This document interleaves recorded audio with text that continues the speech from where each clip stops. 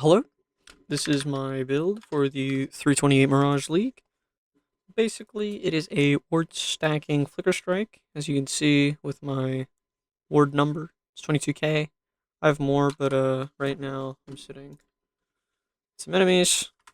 I've also got Tempest Shield, I've also got Stone Golem, but I don't want to kill the enemies, you know. So the premise is basically Celestial Mathematics. Whenever you attack with an attack and you have non-broken ward, it'll break your ward, but it'll give you 25% of your ward as extra cold damage. How do we make use of this? Well, we're playing Flicker Strike. So when you break your ward, use this node, Frenzying Sigil, which gives you one frenzy charge every single time. As you can see, it's coming back so fast you don't even see me losing my ward. And then we get these regenerative rune nodes, which do flash charges per ward break.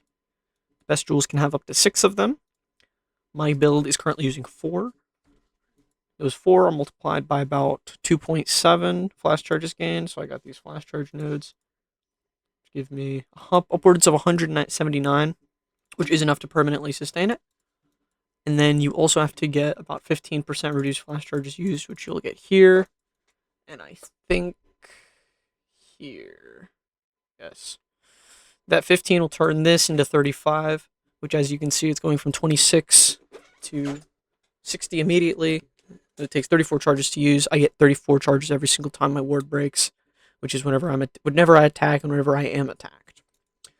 I think one of the big downsides of ward builds, you have to play Indas, and Indas means you can't use Mage Blood. Well, that's why I'm playing a Pathfinder. Pathfinder has easy access to Quicksilver Flask and high uptime uniques. That's why I'm using the Bottled Faith. It gives about 30% of my damage at the moment.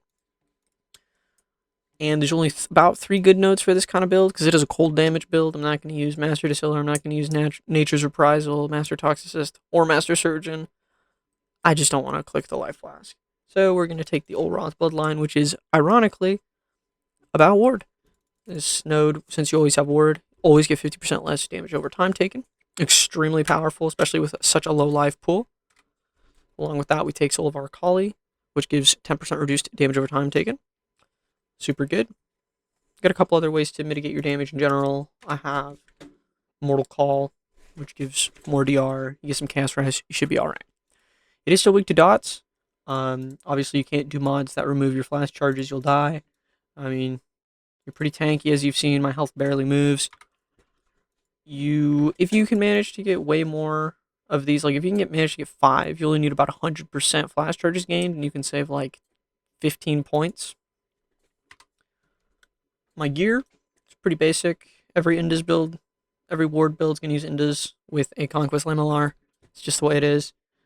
So get yourself as good as possible. You're going to use Faith Guard for percent yes to ward.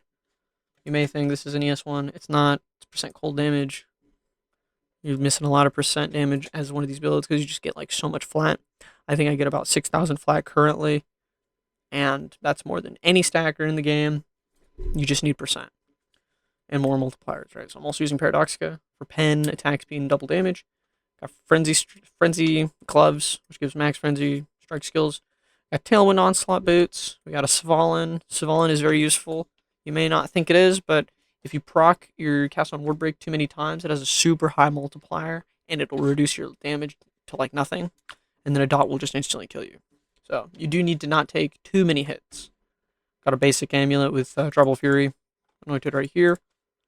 I've got 2 clusters, one of which is a blood scent. This is like made this with a refracting fog. It's very good.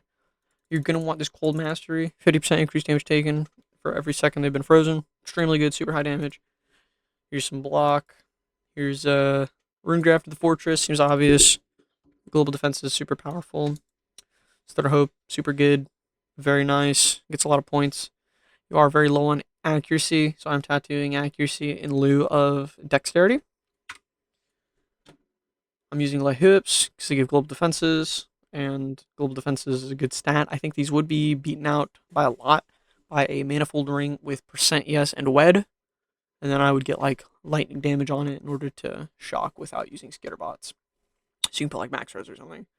Speaking of skitterbots, my auras are Flesh and Stone, Tempest Shield, Summon Skitterbots, and the Precision and Vitality. I'm reserving these on life just because life doesn't really matter. And then these are in a faith card, right? So this setup does about 60 million DPS. It's pretty good. I'm not as tanky as I could be right now, but as you can see, I'm not. Nothing's moving. I have these debuffs. They're not hurting me. You may be like, oh, there's no mods. I mean, there are mods in here. Not super crazy, but there are mods. As you can see, I got some procs going on. Let's talk about that. Got cast on ward break. The reason this is so strong is because it gives you cooldown recovery rate per 100 ward. So you get this, which is like ridiculous. Look at that. It's procced constantly, which is probably explains why you need this fallen. It's 200 life that quickly. You know, it just doesn't. You need sustain. So I got Immortal Call, Assassin's Mark, Stone Golem's usually in here, but I don't want them like it to kill them. So that's always being procced. Then I got Blood Rage on automation so that I get frenzy charges, but it's not ticking constantly. Boss has built this very good damage. It's very easy to scale it. Future upgrades, as I said, the ring, you can get a better Conquest Lamellars. This only has about 3.8k. You can get about up to 4.4k, I think. You can get a better, higher percent Indas, up to like 72, I think. Both of which would greatly increase your damage. For jewels, rocking, this is just a normal rare jewel. I got this for life on hit and attack damage. You don't need this. It's just nice. Percent ES is nice. I got this Impossible Escape to help with my Timeless Jewel. Makes this a lot easier to path too. Save some points. I got the Avidity Forbidden Flame and Flesh because accuracy is a problem. If I don't have charges, I'm at like 93%. So you want that. You want to do like Spiked Reserves right here, Spiked Concoction. Get Alchemist Mark, gives you a bunch of increased flask effect and increased charges. Super good. Yeah, and I'll show a boss and then I'll show my POV. Alright. Here's an abomination. I'll run this quickly. Not Dextral and Sinestral, so I do have the mods on. So let's farm this. And after that I'll show off my POV. Alright, so it's very quick, as you can see.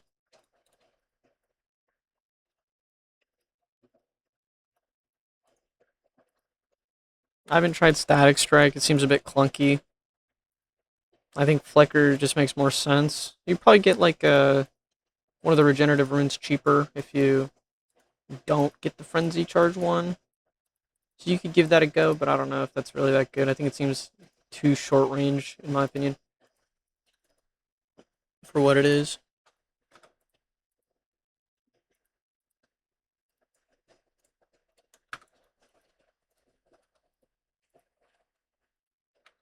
Okay, here's the boss.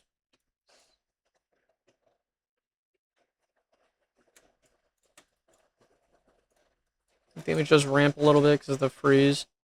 As you see, I got the chills and stuff. If you want to, I got a bone chill on my shield charge, so if you shield charge him a little bit, he'll take more damage. There we go.